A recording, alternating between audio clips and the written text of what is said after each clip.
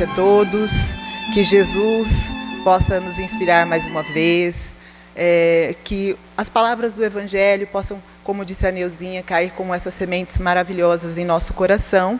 E hoje, o nosso assunto, bem-aventurados os que são mansos e pacíficos, o Evangelho capítulo 9. Injúrias e violências. Bem-aventurados os mansos, os brandos, porque eles possuirão a terra. Bem-aventurados os pacíficos, porque eles serão chamados filhos de Deus. Ouviste o que foi dito aos antigos: não matarás, e quem matar será réu no juízo. Pois eu digo-vos que tudo o que se irá contra o seu irmão será réu no juízo. O que disser ao seu irmão, raca significa homem que não vale nada, merecerá ser condenado pelo conselho. E o que disser, és um tolo, merecerá ser condenado ao fogo do inferno. Então, essas palavras de Jesus, na interpretação do nosso Evangelho segundo o Espiritismo, Kardec coloca, nesse capítulo, juntou essas duas bem-aventuranças. Bem-aventurados os que são brandos, né, falando da brandura e da mansidão, e fala bem-aventurados os que são pacíficos, falando da cultura da paz. E essas duas virtudes, elas escondem o objetivo principal, né, que é conquistarmos essa paz em nosso coração. Mas como conquistar essa paz? Porque muitas vezes nós, diante das nossas situações cotidianas, nós negamos os nossos sentimentos. Nós queremos tanto a nossa mudança interior, queremos tanto já nos encaixar no modelo, né, que é Jesus, queremos buscar essa mudança interior e muitas vezes, diante das situações que nos ocorrem, ao invés de observarmos o nosso íntimo de fato, o que está dentro do nosso coração, muitas vezes a gente não querendo deixar que a raiva e os sentimentos, né, se coloquem acima de nós começamos a negá-los. Então, não é esse o propósito, é entendermos que nós temos esses sentimentos em nós, eles fazem parte da nossa caminhada como seres imperfeitos que somos, mas aí sim, conhecendo esses sentimentos que ainda envolvem o nosso coração, trabalharmos para, de alguma maneira, enfraquecê-los, diminuí-los em nós. Então, a paz, para ela se tornar realidade, ela deve ser precedida de uma grande batalha interna, que irá se refletir no nosso mundo externo.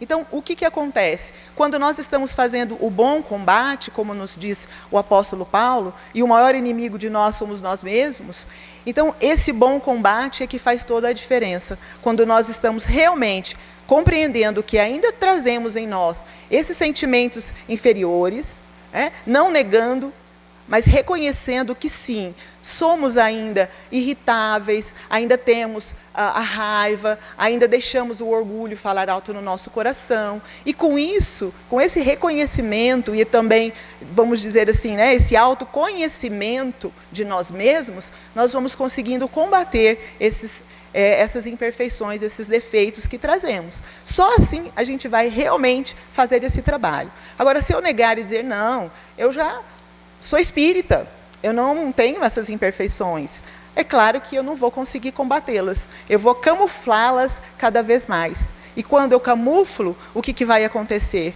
Eu vou continuar, nesse ciclo reencarnatório, porque nós estamos aqui para quê? Para fazer esse trabalho interior. Cada encarnação nossa é para que a gente faça esse burilamento espiritual, essa compreensão de nós mesmos, esse autoconhecimento e essa mudança íntima. E é aí que está todo o nosso esforço e nosso trabalho, aqui na Terra. E quando, nesse capítulo, ele vai falar da paciência, então é muito interessante, nós pegamos só um trechinho, que ele vai falar assim, bem no início: a dor é uma bênção. Como é que a gente vai entender a dor como uma bênção? Não é mesmo? Normalmente, a dor é dor e traz sofrimento. Mas ele afirma para nós, isso é um espírito amigo que fala, que a dor é uma bênção que Deus envia aos seus eleitos. Mas como assim? Como Deus pode enviar dor aos seus eleitos, aos seus filhos queridos? E ele diz ainda: não vos aflijais, pois quando sofrerdes, Antes, bendizei de Deus onipotente, que pela dor neste mundo vos marcou para a glória no céu. Então ele está dizendo que a dor neste mundo nos faz melhores, nos traz a glória. Como assim?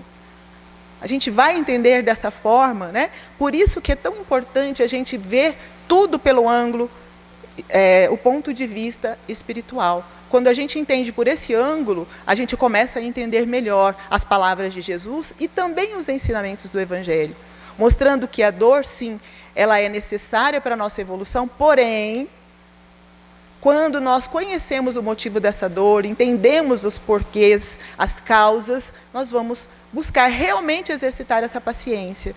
Mas ele precisa vir, né, esse conhecimento precisa estar presente para que a gente possa compreendê-la. Senão, não tem como a gente aceitar a dor.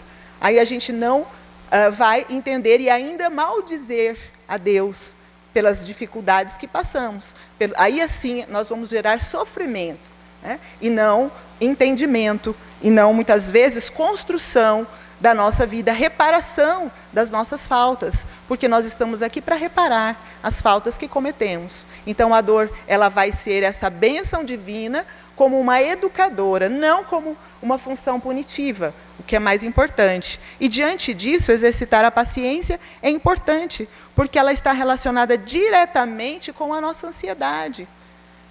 E a impaciência, ela vai trazer para nós só dificuldades, dores, sofrimentos. Olha só, dores físicas, nós sentimos muitas vezes, diante da ansiedade, da nossa impaciência, dores no nosso corpo. Uma pessoa que fica extremamente irritada, quando ela passa por um grande abalo emocional, ela fica dolorida, ela não consegue muitas vezes nem entender o porquê, mas está dentro dessas descargas elétricas, né, que recebemos diante das irritações, do nervosismo, da raiva, do ódio, das mágoas que conservamos no nosso coração. E aí, além disso, né, acelera o nosso coração, mexe com todo o nosso organismo, dá falta de ar, né, causa muitas síndromes, até mesmo, né, a questão do medo, do pânico e tantas outras que vão, de certa forma, desorganizar o nosso corpo físico e espiritual. Porque quando o nosso corpo físico está desorganizado, normalmente, por quê? Porque essa desorganização veio do campo espiritual. Primeiro, o abalo vem no nosso campo energético, magnético, e depois ele descarrega no nosso corpo físico. E aí é onde a gente sente as dificuldades, as dores, as doenças e as problemáticas. Opa! Vou ter que voltar tudo aqui. Um momentinho. Fui lá para o fim. Aqui.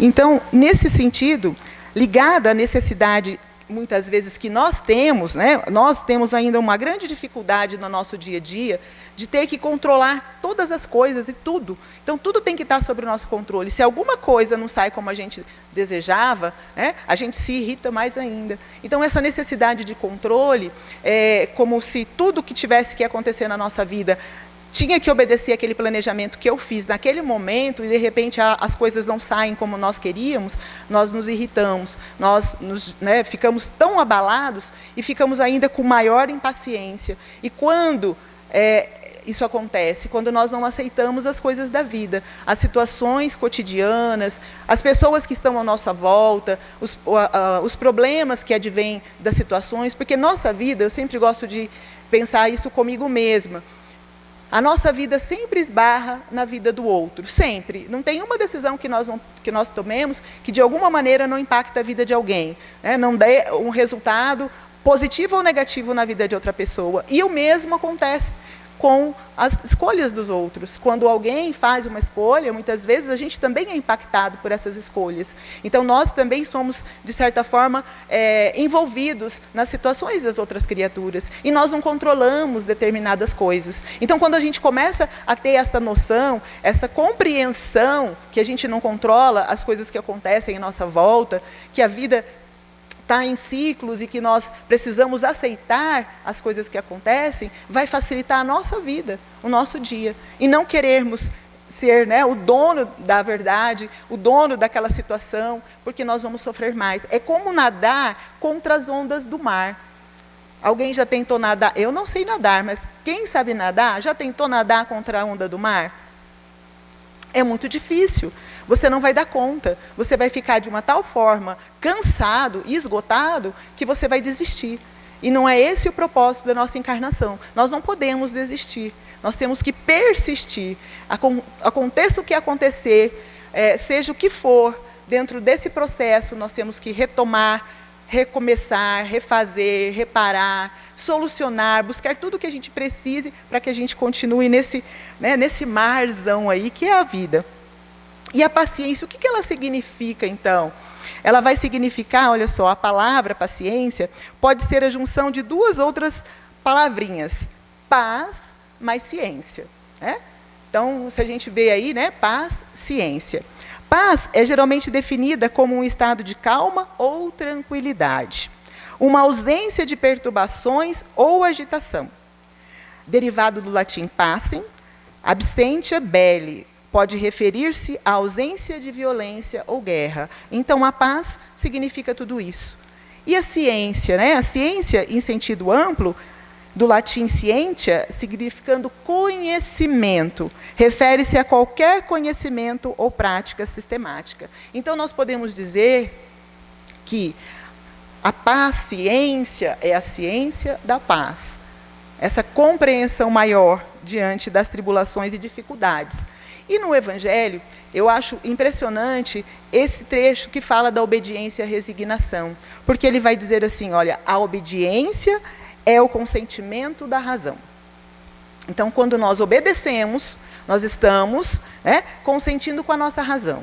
Mas, obedecer sem conhecimento é penoso, é doloroso. Você só obedece. Então, assim, por que eu amo a Deus? Porque eu amo. Eu não entendo quem é Deus, eu não sei o que acontece, eu não sei por que Ele me pune, eu não sei porque estou passando por essas dores, eu não sei porque eu estou passando por essas dificuldades, eu não sei nada. Então, como fica fácil obedecer? Não fica, fica difícil. E aí ele vai dizer, obedecer, já renovado pelo conhecimento, é consentir, é cair em si, é compreender, é entender o porquê e é exercitar a vontade, algo de dentro, a força, o entendimento em favor da verdade. Então, quando eu conheço, a coisa muda de figura. Então, quando eu tenho conhecimento, e não é informação, é muito diferente conhecimento e informação. Quando nós estamos aqui na doutrina, nós temos muitos estudos, nós temos as palestras, nós temos os evangelhos, então nós temos livros para ler, nós temos conhecimento, informações. Mas quando essa informação passa a ser realmente conhecimento? Quando nós introjetamos esses ensinamentos dentro de nós. Quando nós introjetamos o conhecimento, nós consentimos, nós entendemos e compreendemos. Aí muda tudo. E aí vem outra palavrinha que modifica isso. Então, o conhecimento é essa chave de libertação. Quando eu conheço, eu me liberto. E quando eu me liberto, eu vou mudando esses conceitos que a vida me trouxe de alguma maneira. E vou entendendo que não adianta nós estarmos aqui na Terra só seguindo padrões, só seguindo o outro que está do nosso lado. Aquele que, ele faz isso, eu também faço. Então todo mundo faz isso, é normal. Não, nós vamos tendo a nossa razão, aquela fé que a gente diz raciocinada, que é o que a doutrina espírita nos traz. Então nós podemos definir paciência aí como sendo um estado calmo e tranquilo, sem perturbações e agitações, como nós já vimos, mas pelo conhecimento das causas que nos rodeiam ou nos visitam. Então, com conhecimento de causa, nós mudamos toda a nossa história e a nossa compreensão da vida. Assim, quem está sob a ação de um problema qualquer, deve antes conhecer o problema, sua origem e as soluções a serem impetradas. Então, se eu já sei que muitas das minhas dores e aflições são causas anteriores, de vidas passadas, bom, então hoje eu vou mudar meu comportamento. Porque se eu continuar agindo como eu agia antes, não vou mudar nada. Mas se eu começar a fazer as mudanças necessárias, as coisas vão se modificar. Então, não adianta a gente repetir comportamentos, que as coisas vão se repetir constantemente na nossa vida.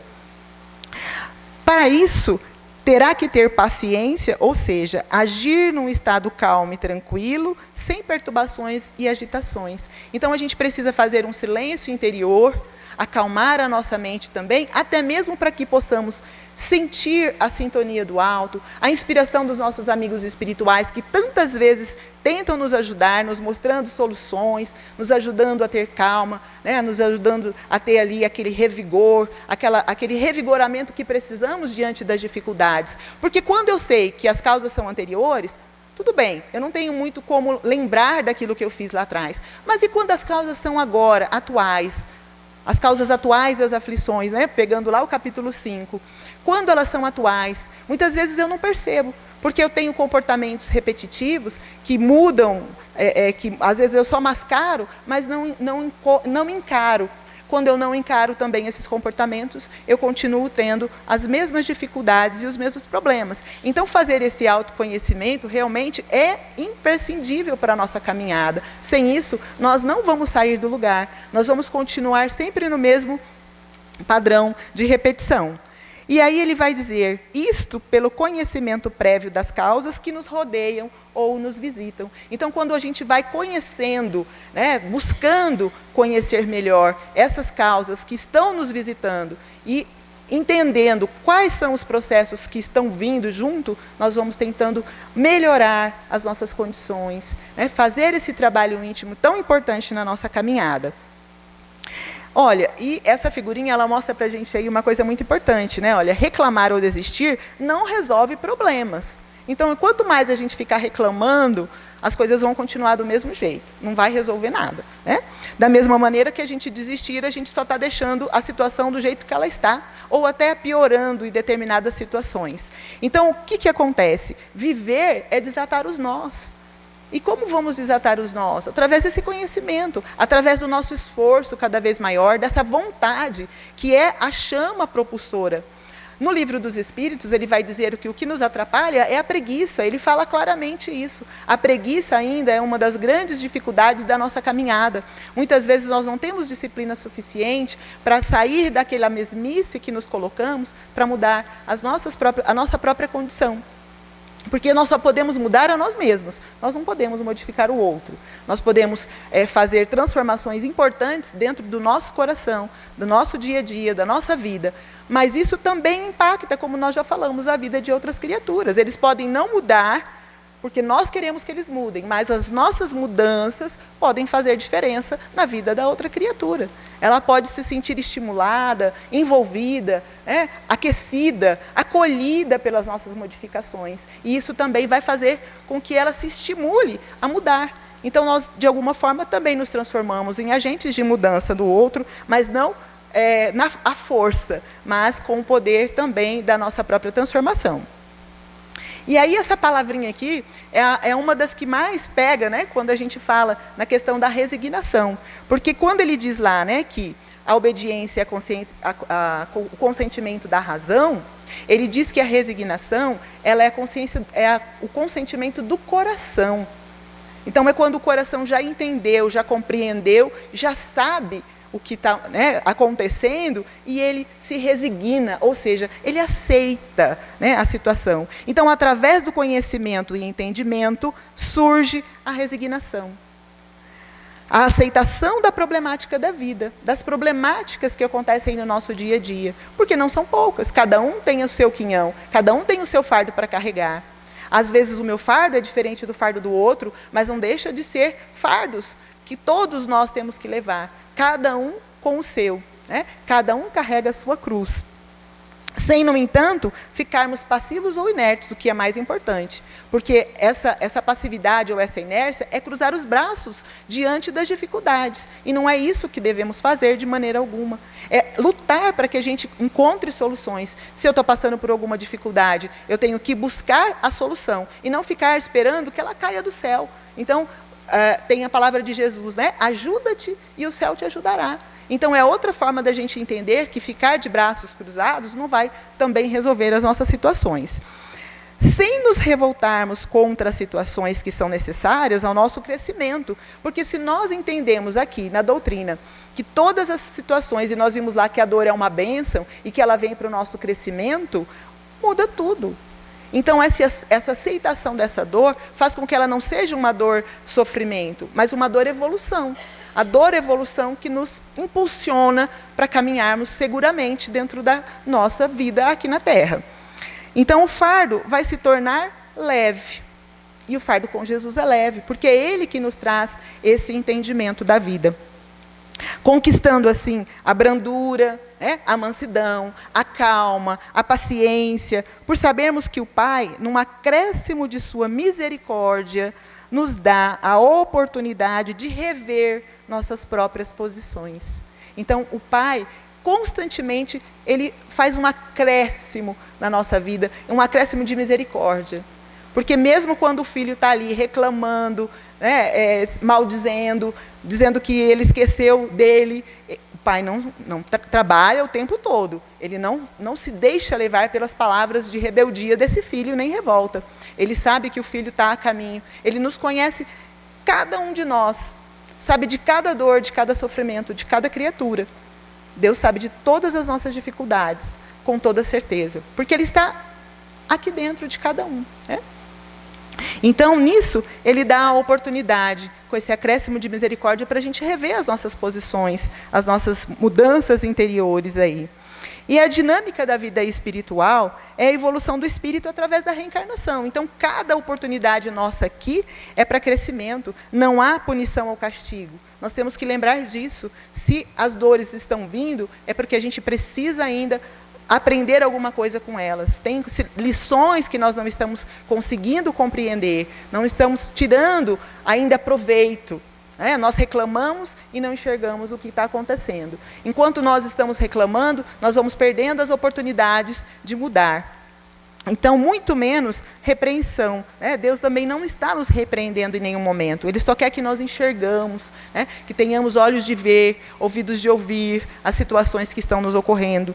Então, a colheita é lançada pelas nossas próprias escolhas. Sempre foi. Em todos os momentos, o nosso livre-arbítrio é que fez com que nós tivéssemos determinadas ações, determinadas escolhas, boas ou más, mas nós temos consequências que virão dessas escolhas, sempre. E essas consequências, nós temos que arcar com elas. Deus nos dá, muitas vezes, esse plantio livre, mas a colheita é sempre obrigatória. E a misericórdia do Pai sempre vai oferecer, ainda para todos nós, esses materiais didáticos para o reajustamento do filho perante a lei que está em realidade em sua própria consciência. Então, essa lei divina está em nós, na nossa consciência. Ninguém infringe a lei divina sem, de alguma maneira, ser alertado. Tem sempre alguma coisa no fundo da nossa alma dizendo, não vá por aí, não faça isso ou não faça aquilo. Mas nós, muitas vezes, pelas nossas ilusões e paixões, escolhemos os caminhos ainda tortuosos. E depois nós temos que refazer essa caminhada, às vezes de forma ainda dolorosa, para corrigir essas questões que nós estamos deixando. Nós estamos realmente fazendo, nós fomos nós, não foi ninguém, mas fomos nós mesmos. E aí nós temos que corrigir. E como fazer isso?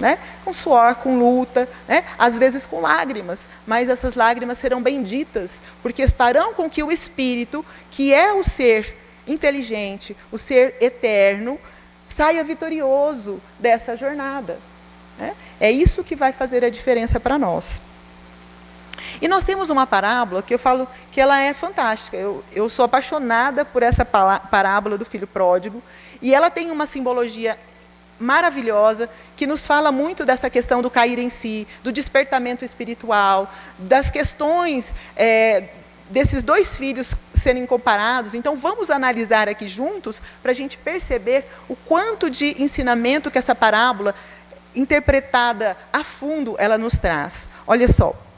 A parábola é introduzida com essas palavras. Costumavam aproximar-se de Jesus os publicanos e os pecadores para escutá-lo. E os fariseus e os escribas murmuravam entre si. Esse acolhe os pecadores e come com eles. Então Jesus lhes disse essa parábola. Um pai de família tinha 2 filhos. O mais novo pediu-lhe parte da herança que lhe cabia. Tão logo a obtém, desloca-se para um país distante, gastando-a luxuriosamente. Sem um bolso, ele foi obrigado a trabalhar na roça e cuidar dos porcos. Nesse estado, ele sente até vontade de comer as lavagens que eram dadas aos porcos. tem, contudo, um insight, né? Um despertar, um cair em si. Pensa em voltar ao lar paterno para pedir perdão ao seu pai. E foi o que ele fez. Aproximando-se da antiga propriedade, ele é recebido pelo seu pai, que, para comemorar o evento, manda preparar-lhe uma festa, um banquete. Não pergunta sobre os motivos do retorno, apenas é movido pelo seu sentimento de compaixão. Então é um pai compassivo, maravilhoso. E nos preparativos dessa festa, o outro filho, né, aí vamos prestar bem atenção nesse outro filho aí. O outro filho que estava labutando na fazenda chega e indaga sobre a razão de tal festividade. Informam-lhe que é por causa da volta do seu irmão. A notícia deixou-o transtornado. Em seguida, parte para um confronto com seu pai, dizendo-lhe: o Senhor nunca permitiu que eu matasse um novilho para que eu pudesse festejar com meus amigos, mas o está fazendo para o filho que se prostituiu na vida? Então o pai lhe disse: filho, você está sempre comigo, e tudo o que é meu é seu. Mas era preciso festejar e nos alegrar, porque esse seu irmão estava morto, tornou a viver, estava perdido e foi encontrado. Então agora, né, essa simbologia, dessa nuance mais profunda, quando nós entendemos o que significa cada uma dessas questões aí colocadas por Jesus. Olha, o pai reparte o patrimônio de forma igual para os filhos. Então, ele foi justo. O filho mais velho, né, vai simbolizar os fariseus, que vieram primeiro e tinham responsabilidade de divulgar o conhecimento espiritual. O filho mais novo significa os publicanos, os pecadores, que eram considerados pessoas de má vida. O filho pródigo, né, é aquele que despende excessivamente e que dá espontaneamente, é um esbanjador. O pai é Deus, educando e ensinando seus filhos com extrema sabedoria e misericórdia. E nessa análise, o filho pródigo é todo aquele, né, que ainda, olha só, é impetuoso, é impulsivo, se encontra diante da vida sem saber direito a que veio. Então, muitos ainda estão nessa condição de filho pródigo. Ele não é mau, ele é inconsequente, ele ainda busca as ilusões da vida. Após ele se afastar do lar, ele começa a sua trajetória de vida, as viciações, os desenganos, e esse afastar do lar aí significa se afastar da luz de Deus, né? Andar em sombras e em trevas. Primeiramente, ele fica deslumbrado, porque ele foi ter o conhecimento que ele não tinha. Então, ele estava lá na casa, ali ele não tinha conhecimento, ele quis experiência, e lá ele vai buscar, até cair em si, quando ele desperta e dando-se conta de que ele estava iludido. Então, quando ele passa pelas experiências, todas aquelas experiências, ele compreende. Então, é como nós, passando pelas experiências da vida, nós vamos caindo em si e compreendendo muita coisa. Foi o que aconteceu com ele. Se ele estivesse lá na casa, ele não teria tido essas experiências. Ele continuaria, às vezes, sobre a sombra do pai e ficaria sem o conhecimento necessário, sem as experiências que burilam a alma. E foi o que aconteceu com ele. O arrependimento leva à vontade de mudança. Então, isso acontece conosco, diante também das situações que nós passamos. Depois de uma grande ilusão, depois daquele vazio existencial, a gente vai buscar também essas mudanças. Confia na misericórdia do Pai, que é o que ele faz naquele momento em que ele cai em si. Ele vai pedir o perdão, mas só que naquele momento, ele não fica remoendo a culpa. Porque se ele fosse remoer a culpa, o que ele faria? Ele, não, o pai não vai me aceitar, eu vou ficar aqui mesmo. Eu vou sofrer o que eu tenho que sofrer, mas eu não vou pedir ajuda. Ele seria orgulhoso e ficaria ali naquele sofrimento, se remoendo. Ele elabora um plano. Ele levantar-me-ei. Então ele fala assim, agora eu vou levantar daqui. Então ele tem uma ação naquele momento, e não uma reação. Ele, irei ter com o meu pai. Então ele escolhe ir voltar ao pai, programa o retorno e executa. Então, ele, além dele planejar, ele vai e faz. E diante do pai, se coloca não mais como filho, aquele que faz a vontade do pai, mas sim como um servo. Então, naquele momento, ele chega com toda a humildade do mundo e se coloca ali com o pai. Ele não foi lá para pedir para o pai, para ele voltar para casa, como se nada tivesse acontecido, não. Ele fala assim, pai, me emprega como um dos teus servos. É isso que ele fala ao pai. E o pai, feliz, jamais, né? Pelo contrário, o abraça naquele momento. Então ele entendeu que ele transgrediu a lei, mas era preciso reparar essa lei. Então é a situação de todos nós que estamos aqui na Terra, um planeta de prova e expiação. Nós estamos ainda como criminosos, transgressores da lei, e que precisamos reparar os nossos erros e as nossas faltas. E reparar, né? E muitas vezes, nessa reparação, nós vamos sofrer alguns abalos e algumas dificuldades, mas vamos conseguir vencê-las, porque nós já temos esse entendimento de que nós não estamos sozinhos nem desamparados. O Pai está conosco, e Ele nos dá todas as condições. O Pai o recebe de braços abertos, como a todos nós, mostra o seu amor incondicional, que é o que Deus tem por todos os seus filhos, inclusive por cada um de nós aqui, apesar dos nossos erros, das nossas imperfeições, né? Eles estão nos abraçando. A sua misericórdia, que é enorme, é imensa, a sua alegria de recuperar aquele filho que estava perdido. E com generosidade extrema, manda que lhe preparem um banquete, uma festa. Então, tal é a alegria no reino de Deus, quando um dos seus filhos, qualquer um deles, realmente cai em si e se arrepende. É alegria, é festa. Manda ainda trazer-lhe vestes novas, e essas vestes novas aqui vai significar uma nova encarnação. Ele vai retornar para refazer o trabalho que ele deixou, né? Então, com os dons e os acréscimos que o Pai concede através do trabalho, cada um de nós estamos aqui como filhos pródigos também, fazendo a nossa parte, buscando também recomeçar nossas tarefas, aquelas que foram muitas vezes deixadas para trás, aquelas que ficaram no meio do caminho, estamos todos aqui com o mesmo objetivo. O filho vai se tornar digno de vestir a túnica nupcial. Então, a partir do momento em que nós estamos, né, realmente fazendo esse trabalho, nós vamos nos tornando dignos desse pai, né, de estarmos trajando uma veste pura, né, que é a traje nupcial. A aceitação ou a conversão aqui, interpretados como início da nova jornada do espírito, quando ele é amadurecido pelo conhecimento, começa então a trabalhar com o pai e para o pai. Não basta aceitar, não basta converter-se. Isso não nos isenta do trabalho. Então, simplesmente mudar e falar assim, eu estou arrependido, não vai bastar.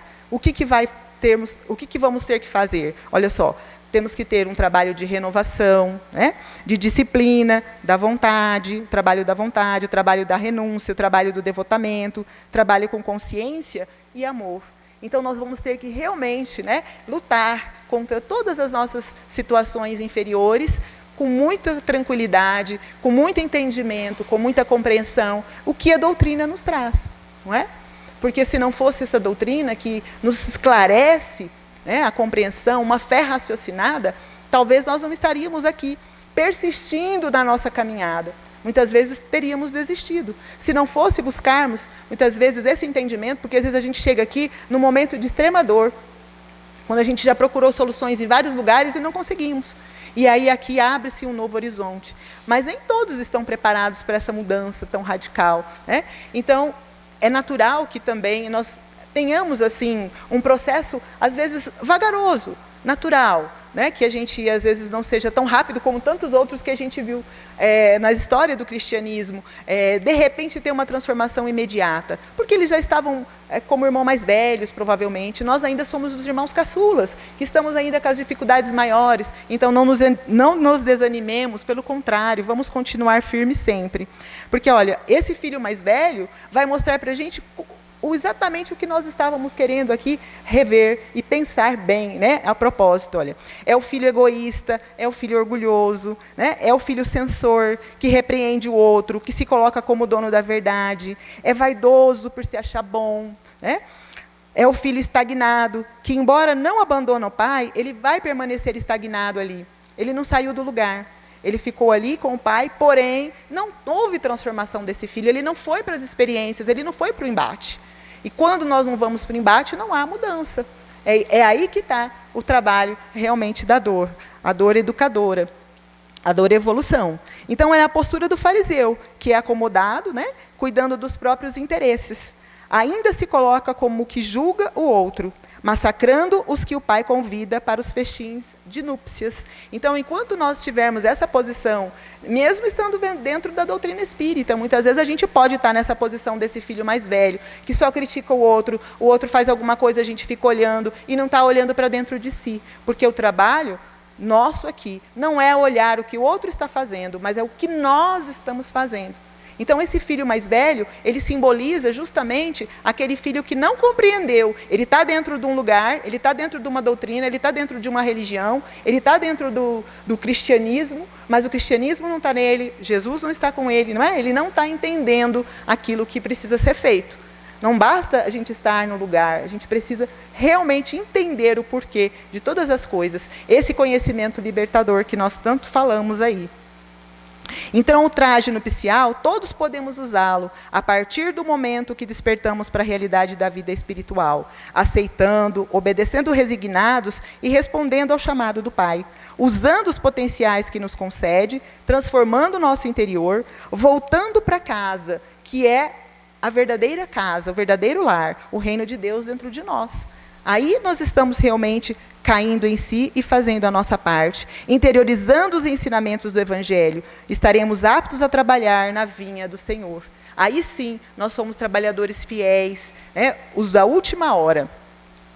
E lá no final do Evangelho, ele vai dizer assim: segundo a ideia falsíssima de que lhe não é possível reformar sua própria natureza, o homem se julga dispensado de empregar esforços para se corrigir dos defeitos em que de boa vontade se compraz, ou que exigiriam muita perseverança para serem extirpados.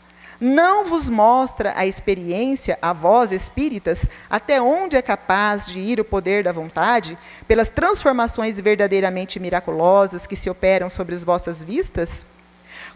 Compenetrai-vos, pois, de que o homem não se conserva vicioso, senão porque quer permanecer vicioso, de que aquele que queira corrigir-se, sempre o pode.